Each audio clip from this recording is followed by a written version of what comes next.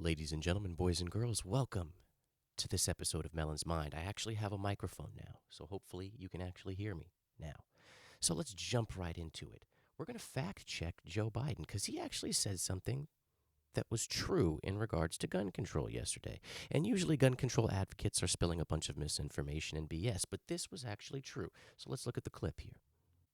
From the very beginning of the Second Amendment existed, certain people weren't allowed to have weapons. So the idea is just bizarre to suggest that some of the things we're recommending are contrary to the Constitution.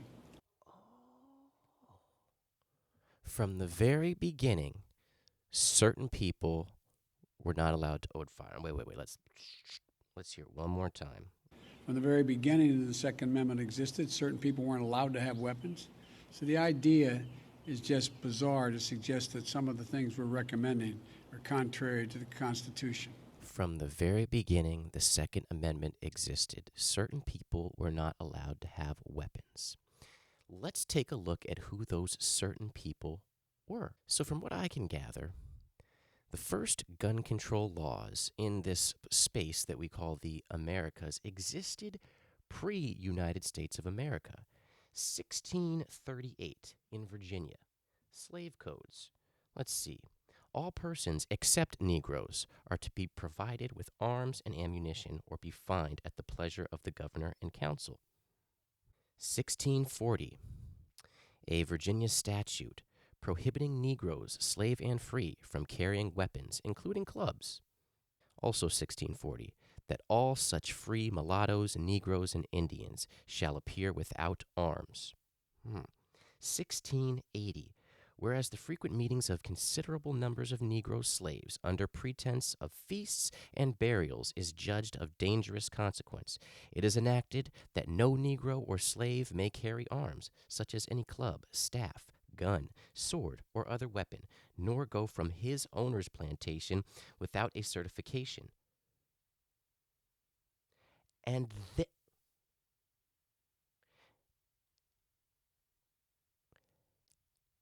then, only on necessary occasions, the punishment 20 lashes on the bare back, well laid on. 1705, slaves shall not go armed under penalty of 20 lashes on the bare back, well laid on. 1712, an act for preventing Negroes' insurrections. 1785. Okay, 1785. So now we're past 1776.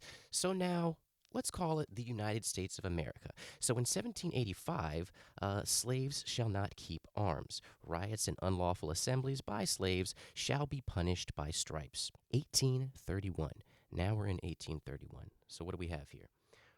A race-based total gun ban.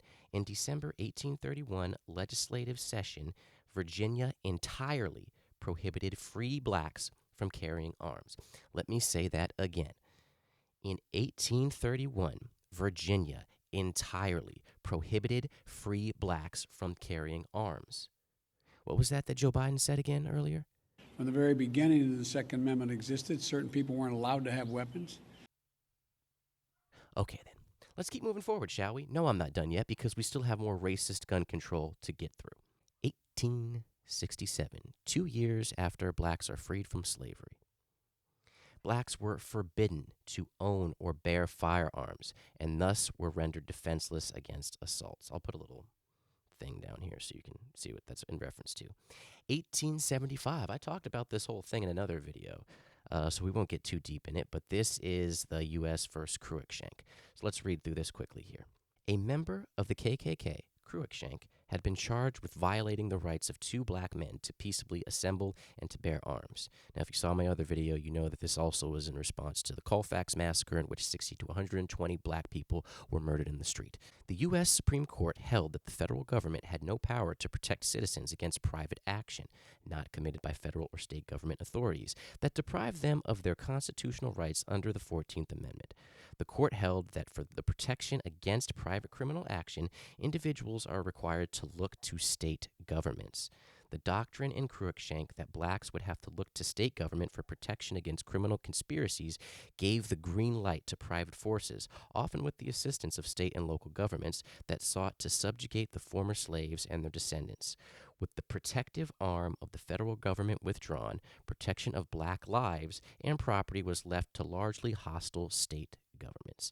So, again, like I said in my other video, this Supreme Court case of U.S. versus Cruikshank is what laid the foundation for the Jim Crow era and allowed that Jim Crow era to last for 100 years. 1990. Hey, this is a year before I was born. Let's see what happened here. In 1990, poor citizens were singled out for a gun ban in Virginia. U.S. District Court for the Eastern District of Virginia upheld a ban imposed by the Richmond Housing Authority on the possession of all firearms, whether operable or not, in public housing projects. That's right.